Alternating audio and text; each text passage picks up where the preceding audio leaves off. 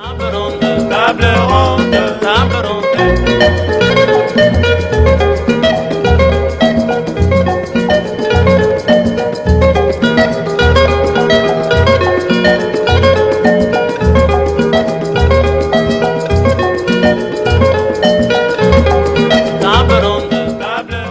Madame, Messieurs, bonsoir. Vous le savez, l'actualité reste dominée par cette affaire des Matata Pogno qui a été entendue au Conseil d'État ce lundi. Ses immunités parlementaires avaient été levées. C'est dans l'affaire de 300 victimes de la zaïanisation dont les fonds d'indemnisation avaient été détournés.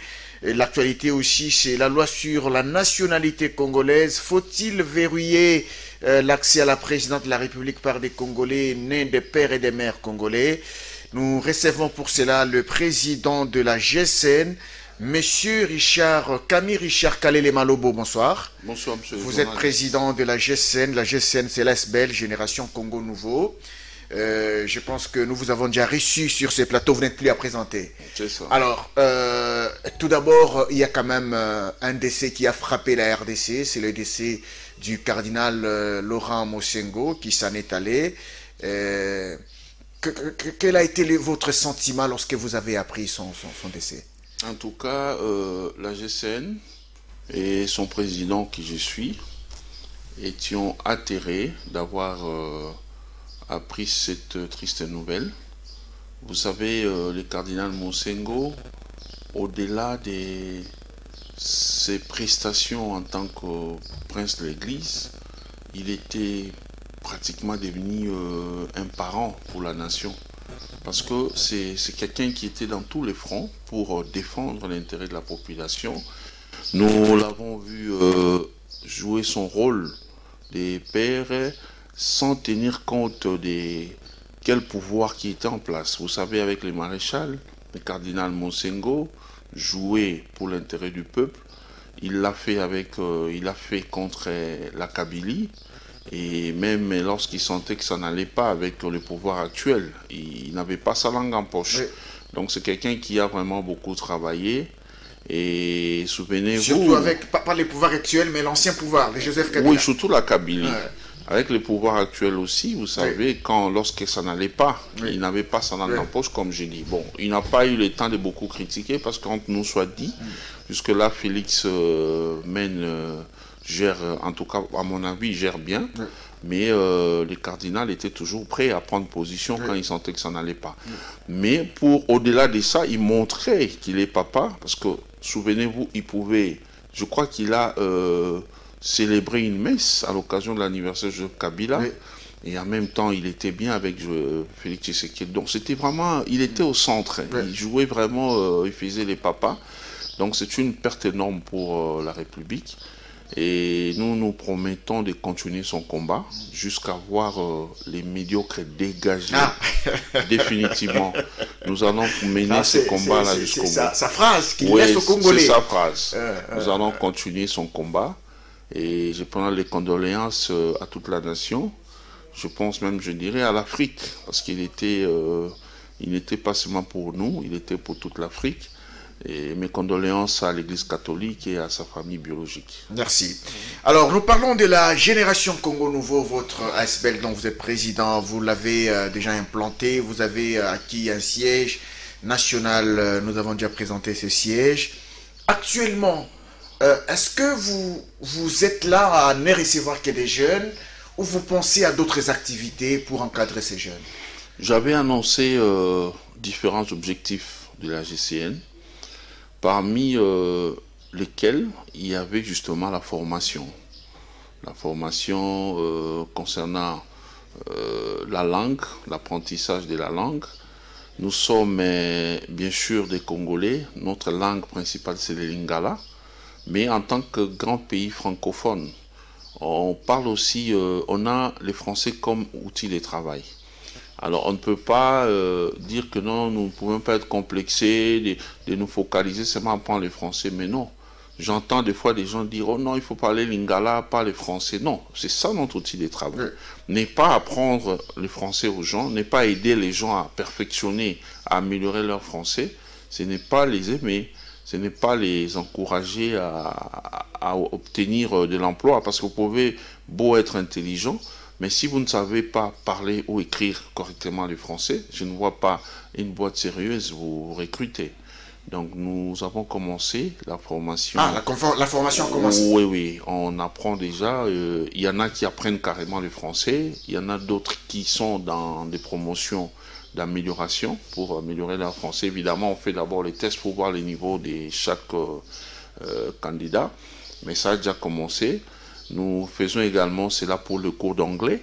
L'anglais, vous savez, aujourd'hui, oui, c'est devenu une langue incontournable. Donc, nous donnons cela, l'informatique également, et puis nos 4 langues nationales. Mais la GCN a pondu une idée qui va consister, dans les jours à venir, on va déposer ça comme proposition de loi, qu'on fera endosser certainement par un député, pour que les Congolais, les désireux d'être candidat député national au gouverneur. On va revenir à la proposition de loi, mais parlons d'abord de la langue. Parce Justement. Que vous êtes dans la formation. Oui. Vous parlez également des 4 langues nationales. Des 4 langues nationales. Pour que ça permette à ces jeunes que vous encadrez au niveau de la GCN, la face-à-face, la communication lorsqu'ils auront à se déplacer dans des provinces où on parle d'autres langues. Oui, c'est une façon pour nous de combattre le tribalisme. Donc on ne veut pas, on veut que les Congolais soient confondus. Un Louba qui se retrouve dans le Congo central, qu'il y ait confusion totale, qu'on ait affaire simplement à un Congolais, non à un Louba. On peut se retrouver, il peut se retrouver vers l'espace swahiliphone, il parle couramment les swahili, et nous commençons ici, mais l'objectif est que ça aille partout au pays. Nous devons maîtriser nos 4 langues nationales. Donc l'objectif est de décomplexer les Congolais d'une province vers une autre, qui soient à même de mouvoir sans être inquiétés. C'est aussi une façon de mettre les Congolais, d'unir les Congolais, mais aussi combattre les tribalismes. Avant d'arriver à la proposition de loi comme je vous l'ai expliqué. Les jeunes se sentent à l'aise lorsqu'ils sont en face de vous, en face des formateurs, parce que c'est initié par la GCN. Oui, oui, tout à fait. C'est ce que nous sommes en train de faire. Donc, et ça évolue plutôt bien, vous savez. Nos langues ne sont pas trop différentes les unes des autres. Et on est à une semaine de la formation, mais il y a déjà, on vous apportera les images prochainement, il y a déjà des gens qui se débrouillent. Vous voyez déjà un loubaphone commencer à bricoler un peu les swahili et ainsi de suite. Déjà vers la formation, on sent que c'est un peu quelque chose de différent avec ce qui se passe dans des partis politiques. Lorsque les jeunes sont recrutés dans des partis politiques, on leur apprend autre chose que ce que vous faites. Justement, nous sommes une machine de correction, nous sommes une machine de transformation. Donc nous sommes venus corriger les erreurs des partis politiques, nous sommes venus récupérer les jeunes, les remettre à nouveau sur les rails, sur la voie de la raison. C'est le travail que nous sommes en train de faire. Évidemment, il nous faut beaucoup de temps, beaucoup de moyens, parce que cela a mis presque 24 ans. Moi, je parle plus de la gestion de la Kabylie. Sous Mobutu, oui, il y avait aussi une négligence de la jeunesse, mais ce n'était pas le cas comme... c'est vu comme du régime de Joseph Kabila. Donc, nous sommes en train de travailler. Mais ce qui nous plaît, ce qui nous encourage, c'est que les jeunes sont contents avec ça et tout se passe plutôt bien. Et au-delà de ça, pendant qu'ils viennent pour les cours, il y a aussi l'opération de la signature des pétitions. Nous avons initié la récolte, une opération qui consiste à récolter des pétitions pour traduire en justice la SNEL et la Régie des eaux. Parce que la Constitution... Les traduire en justice. Oui, la Constitution garantit l'accès à l'eau et à l'électricité, mais aussi à un logement décent à tout Congolais. Mais pourquoi la Régie des eaux et la SNEL nous prive cela? Ils nous infligent un traitement... Ils vous privent cela ou ils sont en difficulté? Ils viendront s'expliquer devant la justice. C'est devant la justice qu'ils devront le faire. C'est notre droit garanti constitutionnellement. Pourquoi on ne jouit pas de ça? Vous avez les courants aujourd'hui, demain vous n'en avez pas. Nous ne sommes pas un pays à voir les groupes électrogènes se vendre comme c'est le cas dans ces pays. Vous savez déjà avec ces groupes électrogènes qui tournent à tout moment, vous ne savez pas combien ça pollue l'environnement et combien ça rend les Congolais malades. Alors, nous sommes un grand pays capable de produire suffisamment d'électricité pour ses fils. Donc, on devra s'expliquer devant la justice. À un moment, lorsque vous parlez de la formation, vous disiez tout à l'heure que vous avez besoin des moyens. Est-ce que la GSN a besoin des partenaires? La GSN a maintenant besoin des partenaires. Vous savez, au début, quand j'avais commencé, je vous avais dit que je travaillais avec les moyens du bord. C'était des efforts personnels. Et c'était pour faire asseoir d'abord la chose. Vous savez, quand vous appelez déjà des gens pour l'argent, pour le matériel au début, alors qu'ils ne maîtrisent pas votre vision, ils risquent de venir vous embrouiller et tout passe à côté. Oui, oui. J'avais besoin d'atteindre les niveaux que j'ai atteints aujourd'hui. Oui. Donc à ce stade, j'ai déjà fait asseoir les choses. La vision est bien comprise par nos membres et militants. Donc, nous sommes à même aujourd'hui, je peux même me déplacer, il y a des gens qui peuvent presser GSN, qui peuvent parler de l'idéologie, de la philosophie de la GSN, même à mon absence. Ça, c'est déjà bon. Donc, au stade actuel, puisque nous travaillons pour la population, pour l'intérêt commun, nous avons justement besoin des partenaires. Donc, par là, je lance même un appel. Des partenaires politiques aussi? Non, pas politiques.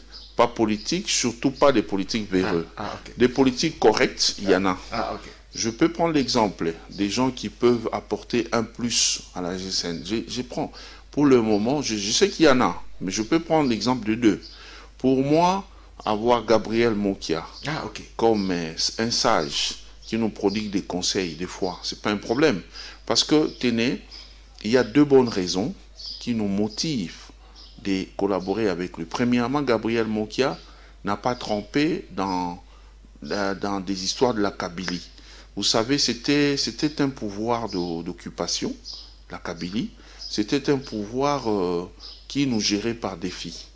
Alors, tout Congolais qui pensait aimer son peuple, vouloir rester avec son peuple, réfléchissait 1000 fois avant de s'engager dans la Kabylie. Or, nous connaissons nous-mêmes comment ça s'est déroulé avec Kabila. Alors, Gabriel Monkia, par conviction personnelle, avait estimé que ce n'était pas un pouvoir avec lequel il fallait siéger. Il s'est refusé de le faire. Alors, il est modèle, pas forcément parce qu'il a refusé de travailler avec la Kabylie, mais cette façon-là de résister devant quelque chose qu'on considère comme étant une mauvaise chose. Ce cœur-là, de résister à une chose quand on n'est pas convaincu. C'est un modèle pour nous. Vous voyez, il n'a pas voulu aller à la mangeoire, alors que beaucoup l'ont fait. Comme il n'était pas convaincu de la Kabylie, il a refusé. Il est dit tous les jours ici comment on venait les prendre par force pour qu'ils deviennent ministres. À un moment donné, quand la Kabylie était détestée, que ce soit sous Mobutu ou quoi, elle avait besoin des notables, des gens qui avaient la confiance de la population pour venir légitimer leur pouvoir en acceptant des postes. Monkia avait refusé. Alors, cette façon de refuser là, cette personnalité-là, ce sens de personnalité, est un enseignement pour la jeunesse. Deuxièmement, nous encadrons les jeunes. Les jeunes Congolais, dans leur majorité, estiment qu'ils sont bloqués, ils ne peuvent rien faire et tout. Mais Gabriel Monkia, pendant sa jeunesse, il a travaillé comme un robot pour s'étaler la fortune qu'il a aujourd'hui. C'est un modèle pour nous. Okay. Donc, par rapport à ces deux exemples, on s'est dit on peut traiter avec lui, on peut collaborer avec lui. Je peux prendre l'exemple de quelqu'un comme Franck Diongo. Franck Diongo a dénoncé les mal de la Kabylie depuis le début. Il était aussi contacté. Donc il y en a plusieurs comme ça, des gens avec qui on peut travailler, non seulement pour nous servir de leur exemple, mais aussi pour les avoir comme étant des gardiens, des conseillers politiques. Vous savez, on a affaire, on est en guerre contre des politiques véreux millionnaires. Alors, ils peuvent à tout moment chercher à nous pourrir la vie. Nous devons être avec ces grands-là qui peuvent nous encadrer et au besoin nous défendre quand c'est nécessaire. Vous vouliez déjà lancer un appel, je pense que c'est compris, ou vous souhaiteriez le faire de manière solennelle, lancer un appel à des partenaires? En tout cas, nous, ici, là, en ma qualité de l'initiateur et président national de la GCN, je lance un appel à tout Congolais qui aime son pays, de venir soutenir cette œuvre. Les partis politiques nous ont rendu un très mauvais service pendant des années. On a détruit notre jeunesse. Or, c'est ça justement l'avenir, pas même de demain, mais déjà d'aujourd'hui. On doit se prendre en charge pour faire corriger les choses. Alors, venez nous épauler financièrement, matériellement, pourquoi pas aussi sur le plan éducationnel avec de la matière qu'il faut pour nous donner, pour donner à notre jeunesse un encadrement qu'il faut. Et ça serait bon pour l'intérêt du pays. Alors, on va parler maintenant de la proposition des lois. La proposition des lois que vous voulez confectionner pour la faire endosser par un député. Parlez-nous-en un peu. Notre proposition de loi est simple. Nous sommes rendus compte, parce que nous, tous les jours, nous prenons le temps de réfléchir.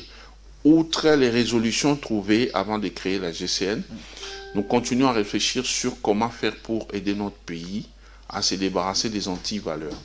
Vous savez, depuis que cette histoire des élections a commencé, depuis 2006, il y a des gens dans leurs provinces respectives, surtout à l'intérieur du pays, qui ont fait des élections, un contrat avec la population, qui s'est conduit de manière tacite. Donc lorsqu'on va aux élections, c'est juste des formalités. Ils se font élire soi-disant d'avance. Pourquoi? Parce qu'ils ont mis la population dans une sorte de prison à ciel ouvert où ils entretiennent peut-être des forages d'eau, ils les trompent de temps en temps avec des mamans avec des pannes qu'on appelle injouloukables. Parce qu'on considère que quelqu'un doit lui donner quelque chose de valeur. Quand vous donnez à une dame un injouloukable, des pannes là, même pas un super wax, vous pensez, les Congolais, puisque sous-informés, mal informés, ils pensent que celui-là est avec nous. Ce n'est pas leur rôle. C'est une façon de les berner, de les corrompre moralement. Pour obtenir leur voix. Pour obtenir leur voix. Alors que lorsqu'ils vont au Parlement, ils ne font rien pour cette population-là. Hein, dites-moi, parlez-moi d'un seul député, du bilan d'un seul député, qui est là depuis 2006 jusqu'à aujourd'hui, et qui peut nous présenter un bilan élogieux, où il a fait voter, il a légiféré socialement pour la population. Il n'y en a pas. Ils étaient plus basés sur des lois politiques, ils étaient plus dans des motions alimentaires pour avoir de l'argent et tout. Donc il n'y a pas, à mon avis, à part Henri Thomas Lokondo, qui, d'heureuse mémoire, qui était tout le temps à la défensive pour la population. Il prenait toujours des positions, des fois même contre sa propre famille politique, qui était la Kabylie. En tout cas, moi, je ne vois pas quel est ce député qui m'a impressionné à l'Assemblée nationale depuis 2006. J'en vois pas. Alors, nous voulons faire une proposition qui va consister à imposer la présentation des candidatures dans des provinces où on n'est pas originaire. Donc, nous avons 26 provinces. Il faudra voir selon les tailles des provinces, selon la superficie, avec quelle province on peut faire transférer les candidats, ainsi de suite. Et pour les cas, par exemple, du Kassai oriental, avec Kinshasa, je crois que ça peut aller, parce que ça fait presque la même taille, ainsi de suite. Voir avec Chopo, comme c'est très vaste, avec quelle province on peut faire matcher, ainsi de suite. Alors, ça ferait que les gens soient élus sur base de leurs programmes, de leurs projets de société. Et non par sentiment, parce que c'est mon oncle, c'est ma tante. Mais quand il va là-bas, il ne fait rien. Vous prenez de l'âge, vous grandissez, vous vieillissez. Mais monsieur vit dans l'opulence parce qu'il est député, il a découvert beaucoup d'autres possibilités pour avoir de l'argent. Il vit bien, même lorsqu'il vient vers vous en province, il fait semblant de vivre dans la modestie. Mais il a beaucoup de biens, il a déjà une fortune que vous ignorez. Vous l'envoyez chaque fois là-bas, mais il ne fait rien de concret pour vous. Il est temps d'aider les pays à se développer, à émerger. Alors pour ça, il faut envoyer des gens au Parlement par méritocratie et non par sentiments tribaux, ainsi de suite. Alors nous pensons qu'avec cela, déjà vous voyez avec ce que nous disons là, qu'il faut aider les gens à parler toutes les 4 langues nationales. Ça va déjà en quelque sorte mettre les Congolais ensemble, ça va chasser l'esprit du tribalisme, la xénophobie qui a semblé régner dernièrement, il y a 2-3 ans, entre les grands Bandundu et les Kassai. Ça va faire disparaître de la société toutes ces anti-valeurs. Mais la question d'envoyer des candidats députés d'une province vers une autre, c'est quelque chose qui va régler beaucoup de choses. Je vais donner quelques exemples. Non seulement que les gens seront élus sur base de leur projet de société, si jamais ça parvient à convaincre la population de là où ils ne sont pas originaires, mais ça va également les pousser, eux, ces députés-là, qui iront dans des provinces où ils ne sont pas originaires, à bien connaître le Congo, à découvrir d'autres réalités de ces milieux-là. Ils vont travailler avec une pression, disant non, non, ici, ce n'est pas mon coin. Si je ne fais pas réellement mon travail, je ne serai pas réélu. Oui. Il y aura réellement les votes sanctions. Parce que dans ces pays, les votes sanctions n'existent pas. Alors, ça c'est d'abord un, donc ça va dans le sens d'intérêt de la population. Deuxièmement, les gens qui seront mal cotés, mal vus par la population, se feront éliminer. Quand on les élimine de la course, ça règle beaucoup de problèmes, notamment. Il y a des gens qui ont abandonné leurs activités ordinaires, notamment il y a des médecins qui ont abandonné pour aller dans la politique, il y a des commerçants et tout ça. Ils vont retourner dans des professions où ils sont experts pour aller rendre service à l'État. Mais s'ils sont dans la liste des gens visés par la justice, ils n'auront plus l'occasion d'avoir des immunités. Donc l'État sera à même de mettre la main sur eux. Ça va régler beaucoup de problèmes. En dehors de ça, ça va aussi permettre, faciliter le renouvellement de la classe politique. Parce qu'une fois qu'on n'est pas élu, il y en a qui vont chercher à fuir. Ils vont se taper de l'exil ailleurs. Ils vont fuir. On ne souhaite pas que les Congolais quittent leur pays. Mais si quelqu'un est un criminel économique, il décide lui-même de fuir parce qu'il a peur de tout ce qu'il avait fait ici. Si la justice peut mettre la main sur lui, tant mieux. Sinon, s'il fuit, ça nous débarrasse de tous ces gens-là. Parce que vous savez, au jour d'aujourd'hui, les gens prétendent dire qu'il y a crise. Moi, j'estime qu'il n'y a pas de crise politique. Ah, il n'y a pas de crise politique. Il n'y en a pas, pas du tout. Félix Tshisekedi, je l'ai dit sans complaisance. Je suis ni de l'UDPS, ni de l'Union Sacrée. Félix Tshisekedi est jusque-là le meilleur président. Le meilleur président. Que l'RDC n'a connu. Okay. Je l'ai dit en âme et conscience, je pèse mes mots. C'est le meilleur président. Il est très proche de la population. Il fait preuve d'une volonté politique que Kabila n'avait même pas en rêve. Que Mobutu n'avait pas. Alors moi j'ai dit, la population n'a pas tellement de problèmes avec sa gestion parce que la population est consciente que le pays était détruit pendant plusieurs années. Ce n'est pas en 2 ans qu'on peut tout réparer. Mais avec les actes qu'il pose, nous avançons déjà. Donc la population est optimiste quant à sa gestion. C'est pourquoi je dis, même si toutes les choses que les gens proposent comme... je ne sais pas s'ils considèrent ça comme étant les moyens de casser d'autres candidats, ça ne sert à rien. Parce que Tshisekedi peut être réélu haut la main.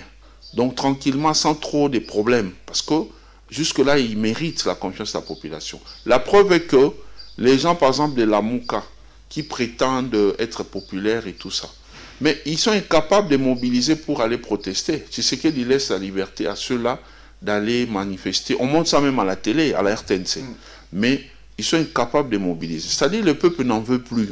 Le peuple veut donner le temps à Tshisekedi de travailler. Je leur ai dit, pour tester votre popularité, comme vous dites que lorsque vous sortez, on vous réprime dans les sons, alors changez de méthode, utilisez celle que l'UDPS utilisait à l'époque, demandez aux gens de sécher, de rester à la maison, journée ville morte. Depuis que j'avais dit ça, ça fait un temps, je ne les vois pas faire ça. Donc, ça prouve que le peuple est fatigué. Le peuple veut maintenant voir celui qui est là. Qu'est-ce qu'il peut faire pour lui? Et ça marche plutôt bien. Alors, pour revenir à votre proposition de loi, vous voudriez que l'on envoie dans des circonscriptions électorales des candidats députés non originaires. Oui. Ils vont être élus sur base de leur projet de société. Tout à fait. La méritocratie, ainsi de suite. Tout à fait. Est-ce que vous ne voyez pas qu'il y a une petite faiblesse? Une faiblesse dans le sens où ces députés auront peut-être des difficultés à faire les suivis des dossiers des provinces dans lesquels ils auraient été élus. Parce que pendant la session, pendant la législature, la population a tendance à saisir ces députés pour lui faire part de ces dossiers, des problèmes de la province, ainsi de suite. S'il n'y a pas vraiment un contact, une affinité, est-ce que ça ne posera pas problème? Monsieur Mamba, lorsqu'on se veut un homme d'État, on ne peut pas se limiter à des raisons tribales. On ne peut pas se limiter à des responsabilités tribales. Lorsqu'on se veut, on se dit homme d'État, déjà député national, donc on est là pour la nation tout entière. en principe, si nos députés étaient sérieux, si les choses s'est passées plutôt bien à l'Assemblée nationale, moi je dis que tout député devait avoir l'obligation de se rendre durant la quinquennat, de se rendre dans toutes les 26 provinces, dans les coins et recoins de la République, pour aller chercher l'information sur la misère des Congolais. C'est comme ça que ça devait se passer. Mais nous avons des gens qui, à chaque fois qu'on ferme la session, les soirs, donc si c'est fait 17h, pour éviter les embouteillages, il n'a pas le temps de rentrer chez lui à ma campagne, il prend la direction de l'aéroport. C'est parti. C'est parti. Vous voyez? Donc nous devons faire un travail qui va rendre effectivement le député serviteur du peuple. Jusque-là, il se comporte en patron. Ils viennent vers la population seulement lorsqu'on s'approche des élections. Moi, j'ai fait des descentes régulièrement vers la cité, vers le peuple. J'étais le week-end dernier sur terrain vers Kisenso, parce que je vous ai dit que j'ai fait signer des pétitions. Déjà, je souhaite atteindre 100 000 signatures pour assigner la SNEL et la Régie des eaux en justice. On a droit, la Constitution prévoit. Prenez le titre 2 de la Constitution, du premier article au tout dernier. Là, il n'y a que nos droits, nos droits, nos droits. Mais pourquoi nous ne jouissons pas de ça? Alors, nous commençons d'abord avec la SNEL et la Régie des eaux. Il faudra que leurs avocats viennent expliquer devant l'État et la population pourquoi pourquoi ils nous poussent à développer une certaine résilience dans la souffrance, dans les mal, alors qu'il y a moyen de corriger. S'il y a des problèmes, ils se sentent incapables de nous donner satisfaction, alors ils n'ont qu'à démissionner. Je ne peux pas accepter d'être dirigeant de la SNEL ou de la Régie des eaux quand je vois que je n'ai pas les moyens de ma politique. Il faut retourner la responsabilité à l'État. Si j'accepte d'être là, donc je suis là pour mes intérêts personnels. Alors nous ne voulons pas des gens qui sont là pour les intérêts personnels. Ils devront venir s'expliquer. D'accord. Alors, pour chuter, donc je suis sur terrain et j'ai posé la question à la population. Donc, à différents endroits, j'étais dans des églises et tout ça. Il faut voir comment les gens signent cette pétition-là. Et je pose la question, est-ce que les députés viennent vous rendre visite? Il fallait entendre la réaction, les bruits que les gens faisaient pour réagir. Non, non, ça fait 2-3 ans qu'on ne le voit pas. C'est comme ça. Donc rarement, lorsqu'il faut venir, ils viennent faire semblant de construire un pont, mettre les câbles de courant, mais ça, c'est moquer des gens. C'est pas pour ça qu'on les envoie. Justement, avec votre proposition de loi, il y aura une sorte de pression sur les députés. Oui, mais il y aura une pression. D'abord, l'histoire de faire des ponts et tout ça, c'est une corruption morale. Ce sont des pratiques à bannir, ce sont des anti-valeurs. C'est à l'État de faire ça. Les députés ont seulement le devoir d'aller faire pression pour que l'exécutif fasse bien son travail. Il y a un problème à tel endroit, on vient, on pose des problèmes, on oblige au gouvernement d'aller agir. Et quand le gouvernement agit, on fait un suivi, on fait les contrôles parlementaires. Mais laisser la population à la merci des députés, c'est rigolo. Alors, on va parler d'une autre proposition de loi qui a été endossée par un député. Mais avant ça, est-ce que votre proposition de loi a la possibilité de passer à nos députés qui se sont fait élire dans leur province d'origine? Est-ce facile? Ou bien vous allez organiser des séances académiques à l'Assemblée nationale, par exemple, pour sensibiliser les députés à comprendre les bien fondés de cette proposition de loi? Et au Parlement, il n'y a pas que des porteurs d'antivaleurs. Hein. Il y a aussi des députés qui sont porteurs de vertus. Ils sont là. Moi, j'en connais plusieurs. Comme là, moi, je ne vois pas quelqu'un comme les députés Eliezer Ntambwe. Je ne les vois pas avoir peur des élections. Eliezer est connu, il est connu partout. Et je les vois parfois lors de ses descentes, même à l'intérieur du pays. Il est populaire partout. C'est une telle proposition. D'ailleurs, quand je parle de ça, c'est lui que je vois en avant-plan. Ah, okay. Je prendrai langue avec lui pour lui proposer s'il peut endosser ça. Ouais. Ça serait une bonne chose. Il n'y a que des députés qui se cachent derrière les émoluments par rapport à leurs crimes contre la République, qui vont refuser cela. Il n'y a que les députés qui ne font rien pour la population, qui ne sont là que pour leurs intérêts personnels qui vont avoir peur. Mais les députés, comme je dis, comme Eliezer, je ne les vois pas s'inquiéter pour ça. Il y a une loi, une proposition de loi, c'est la loi sur la congolité, la nationalité congolaise. Faut-il verrouiller l'accès à la présidence de la République par cette astuce qui permettrait seulement aux Congolais qui sont nés de père et de mère pour accéder à ce poste? Comment trouvez-vous ce débat? Je trouve que Noël Tchani n'a pas tort. Noël Tchani n'a pas tort. Il faut défendre son pays. Il faut veiller pour son intégrité. Je ne vois pas en quoi Noël Tchani a péché. C'est moi à sa place, je ferais la même chose. D'ailleurs, si jusque-là, la brèche était ouverte de cette façon-là, c'est tout simplement comme je déplore tous les jours, parce qu'on avait affaire à des gens qu'on ne maîtrisait pas. On ne sait pas finalement si ils roulaient pour les Congolais ou pas. La Kabylie nous a fait des choses impossibles. Avec leur constitution, il y a beaucoup de choses à modifier. C'est une constitution taillée sur mesure pour donner la possibilité à des gens qu'on ne maîtrisait pas de briguer des postes dans ces pays. Donc moi, je suis entièrement d'accord avec ça. Et on peut prendre des exemples. Il y a beaucoup de pays. Vous savez, en Tunisie, outre les raisons qu'on peut donner dans tous les pays, ils disent également qu'il faut être musulman. Donc on dit qu'il faut être musulman, alors que là-bas, même si les musulmans sont majoritaires, mais il y a aussi les chrétiens. Oui. Mais ils ont accepté de ne pas reconnaître la communauté chrétienne. On dit qu'il faut être musulman. Pourquoi? Parce qu'ils veulent se rassurer que leur culture ne va pas changer et tout sera là, leurs intérêts nationaux seront sauvegardés, seront protégés. On veut de quelqu'un qu'on maîtrise. La loi Noël Tchani n'a vraiment pas de problème, mais j'encourage les députés à voter en sa faveur, parce que figurez-vous que en 2023, on peut être surpris de voir des Congolo-Rwandais, des Congolo-Burundais, des Congolais être présentés comme État candidat. Alors que vous savez qu'avec nos pays limitrophes, c'est pas à tout moment qu'on a de bonnes relations. Oui. Il nous arrive des fois, pour des questions des terres et des frontières et tout ça, elles sont tendues. Alors si vous avez un président qui est un peu 50-50, alors il va jouer en faveur de son pays d'origine ou de la République démocratique du Congo. Ça pose problème. Donc cette question-là, si il y avait cette brèche-là ouverte jusque-là, c'est parce que Kabila avait sa façon, avait ses calculs, avait sa façon de faire les choses, et il fonctionnait tel que il pouvait pas, il s'est rassuré qu'ils n'ont pas affaire à des candidats qui sont comme ça.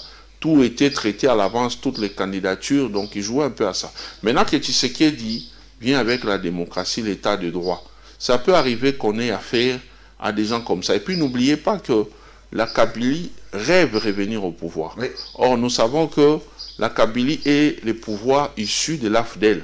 L'AFDEL des tristes mémoires qui nous a importé des étrangers ici.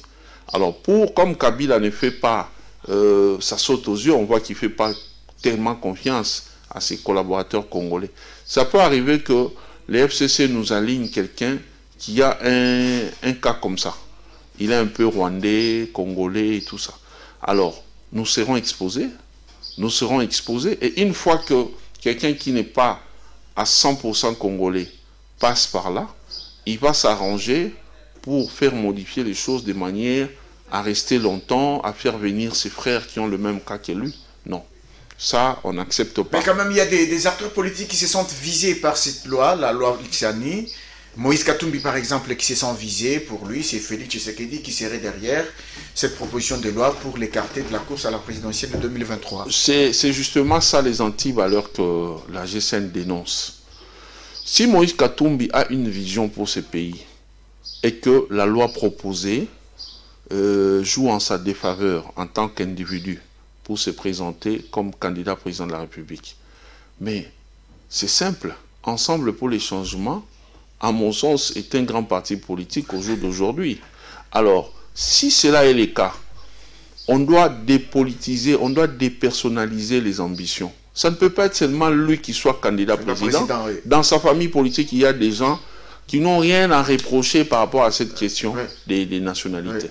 Alors, il n'a qu'à prouver que lui n'a toujours été là que pour la population, qui s'apprête à présenter un candidat. Il y en a beaucoup. Oh, peut-être que c'est lui qui est l'homme providentiel.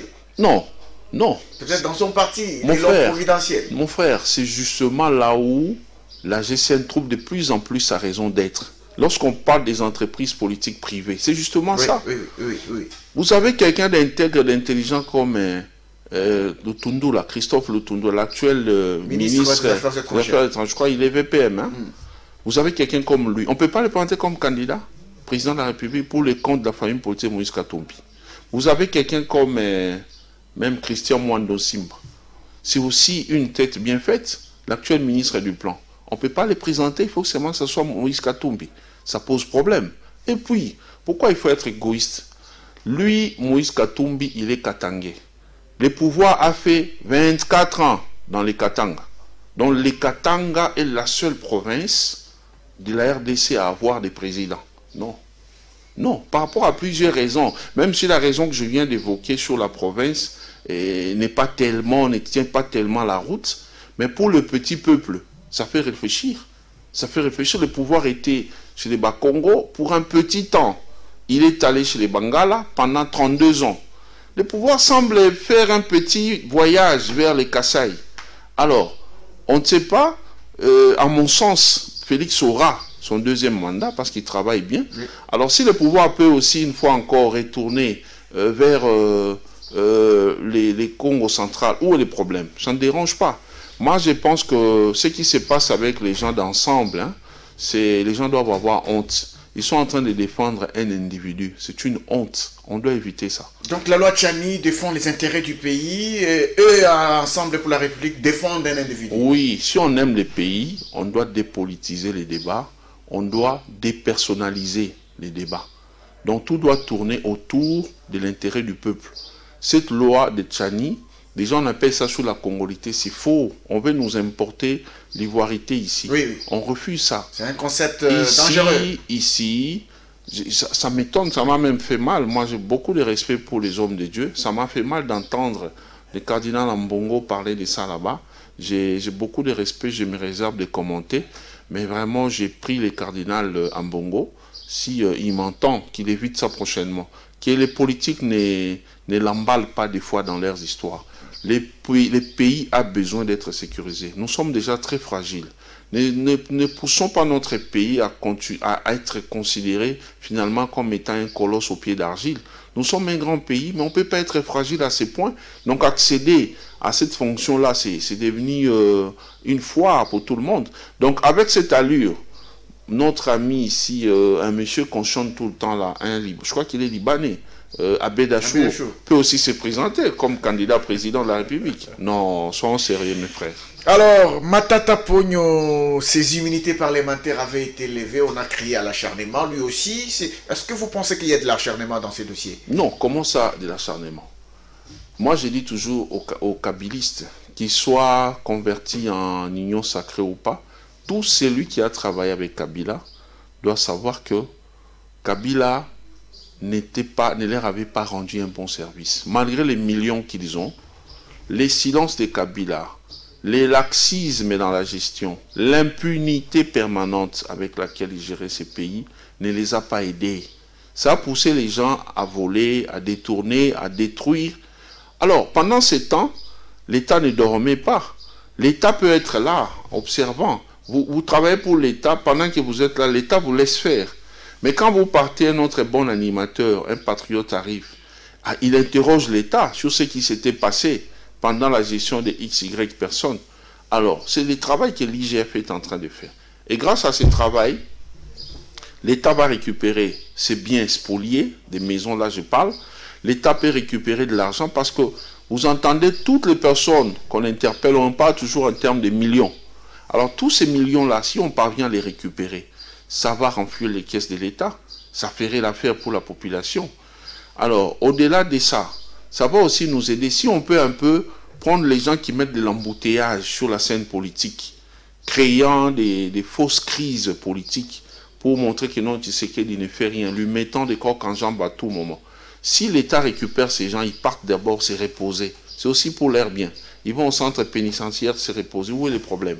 Moi, je pense qu'il est nécessaire pour les kabylistes de comprendre que ce n'est pas de la faute de l'IGF ni de Tshisekedi. L'État est en train de faire son travail. Ils avaient, la plupart d'entre eux s'étaient mal comportés, profitant du silence, de l'injustice, de l'impunité des Kabila. Ils ont commis des fautes. Alors, laissons l'État faire son travail. Qu'on ne parle pas de l'acharnement, qu'on ne parle pas de la chasse aux sorcières. Parce que c'était d'abord les dossiers de Bokanga Lonzo. On n'avait pas levé les immunités pour Bokanga Lonzo, mais là, on les lève pour un autre dossier.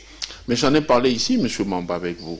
Les députés, les sénateurs qui ont refusé de lever les immunités de Matata, se reprochent aussi de beaucoup de choses. C'est pourquoi ils ont refusé de les faire. Parce qu'ils savaient que ça allait ouvrir la boîte à Pandore.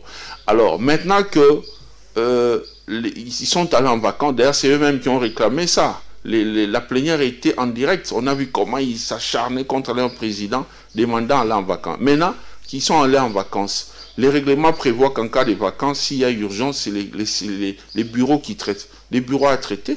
Et par là, je demande aux procureurs, messieurs les procureurs de la Cour de cassation, activez les dossiers, sortez encore d'autres dossiers des sénateurs et des députés qu'il y a dans vos tiroirs. C'est le moment de nous récupérer tous les criminels économiques s'ils sont là-bas. C'est le moment d'aider la République en les récupérant pour permettre à la population, aux Congolais, de rentrer dans leurs droits. On en a marre. Mais enfin, vous savez que dans ces pays, il y a des gens qui partent vendre les sangs. Les sangs, un être humain qui sort de chez lui, il se réveille à 4h, 5h du matin, il boit de l'eau, il sort calmement, il marche. Vous voyez des gens qui n'ont pas bonne mine, il s'efforce, il arrive vers un hôpital, pensant qu'il est venu pour des soins. Il vous dit non, docteur, je suis venu juste vendre un peu de sang. Il vend les sangs pour 7000 francs dans ces pays. Dans ces pays, allez vers Kingaboa, il y a des gens qui vendent les os de poulet, hein? Donc les sociétés qui font des boudins et tout ça là, de la charcuterie, lorsqu'ils prennent les poulets là, ils enlèvent tous les os qui restent, une fois désossés, les os qui restent là, on vend ça. Kingabo, on appelle ça Mikobos. Et il y a des gens qui achètent ça. Dans ces pays où les gens détournent des millions. Alors, ça ne va pas. Donc, ça ne va pas. Nous avons fini. Nous avons fini, à moins qu'il y ait un mot de la fin pour ce soir. Un mot, c'est de dire aux Congolais d'être calmes, que personne ne vous trompe. La loi, la proposition de cette loi-là n'est pas par rapport à la congolité. Non. On peut être Congolais même à 2 à 3%. Ça peut arriver. Congolais non originaires, ça existe. Dans le monde entier, ça existe. C'est tout simplement une loi qui est faite pour verrouiller l'accès à cette poste, à cette fonction-là du président de la République. Qu'on ne vous trompe pas. Sinon, je vous invite à venir nous rejoindre à la GCN, Génération Congo Nouveau. C'est la machine de transformation, de la normalisation des fonctionnements des Congolais. C'est là où on vous apprend vos droits et vos devoirs. Une fois que vous maîtrisez cela, les politiciens ne pourront plus jamais vous manipuler. Merci. Venez être avec nous, chers frères et sœurs. Nous sommes sur l'avenue Chikapa numéro A45, Matongé, Kalamou. Et les téléphones, vous pouvez nous appeler sur 099 99 61 021. 099 99 61 021. On pourra encore bien discuter. Merci Camille Richard Kalele Malobo. Vous êtes président de la GCN, la Génération Congo Nouveau. Merci d'avoir été sur ces plateaux des tables rondes. C'est moi. Merci. Mesdames et messieurs, nous avons fini cette émission. Vous avez certainement aimé. Merci à vous de l'avoir suivi. On vous retrouve prochainement pour d'autres numéros des tables rondes. Au revoir. Table ronde, table ronde, table ronde.